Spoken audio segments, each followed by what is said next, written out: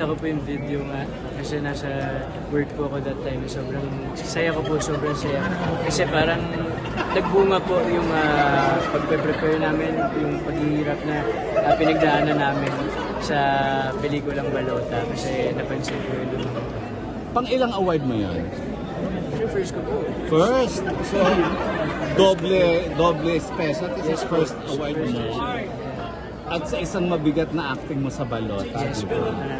Ano ang na tutunan mo from this acting award? Anong gagawin mo para mas lalo pang maging deserving sa mga susunod mong project? Natutunan ko po siguro is to do my best every time. Kumbaga, never stop learning talaga. Never stop learning. Kumbaga, hindi sa lahat ng bagay dapat makampante ka na. Continuous improvement po talaga. Dito ba sa Bar Boys, Will, pang-acting din ang pinakita mo? Yes. Iba po. Sabi nga, nung nag-usap kami ng Direct Kip parang lagi niya sinasabi sa akin na lumawak daw yung range ko after ng PBB. Mas lumalim ako. So, I guess medyo may pagkakaiba talaga siya compared din sa Balota yung sa Bar Boys. Mas mabigat kaysa Balota? Feeling ko yes. Yes. Based sa pinagdaanan talaga. Though meron silang pagkakaiba ng bigat na dinadala. Pero mabigat din.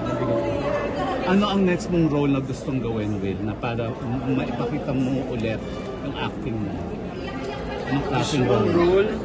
Gusto ko mag-action Gusto ko mag-action. Pero kung di man po gusto ko parang mga ganun or mga family story. Action ang gusto mo.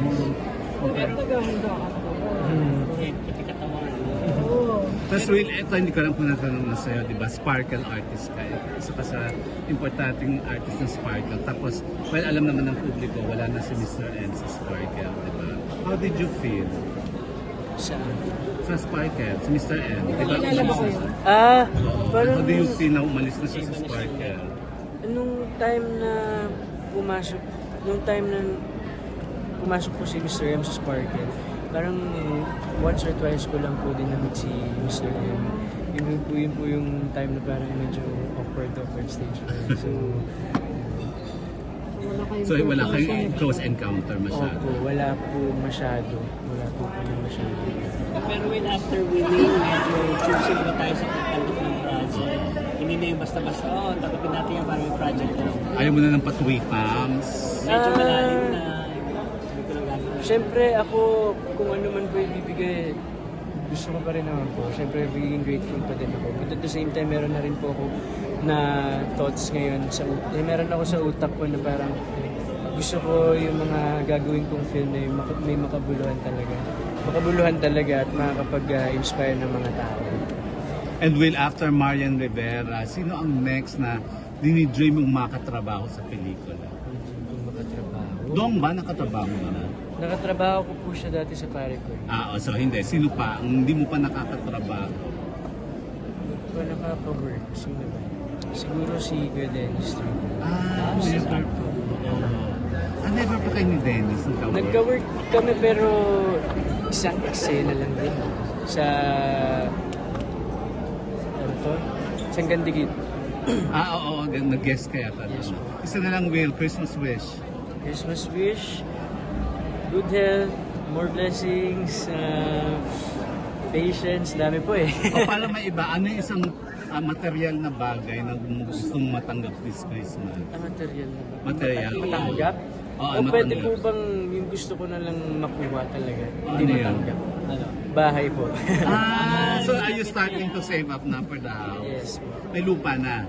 Naghanap pa po. Okay, thank you, Paano mo Will. celebrate ang Christmas? Sa sinihan. Oo, promo. Hopefully makapag-celebrate ako with my family kasi it's been a while Sobrang busy rin po ng schedules Kumbaga halos everyday po para makabawi man. And ano yung unang reaction mo kung sinabi sa'yo na nanalo ka sa star? Wow! Yun na, goosebumps talaga. Kasi hindi ko siya in-expect. Pero nakakatuwa. Sino Sobrang ang balita blessed. sa'yo? nagbalita sa akin si Mami. Nag-chat siya sa akin. Mami mo? Parang congrats. Sabi ko saan? Tapos sinend niya yung video. Tapos yun, super happy ko. Super happy ko. Nasabi ko na dun sa mga kasama ko sa shoot. Nag-offer ka ba yun, Will? Kaya po, focus sa work. Focus sa work. Gusto ko pong i-grab muna lahat ng opportunities. Para sa bahay. Yes, para sa Thank you, Will. Congratulations. Sure.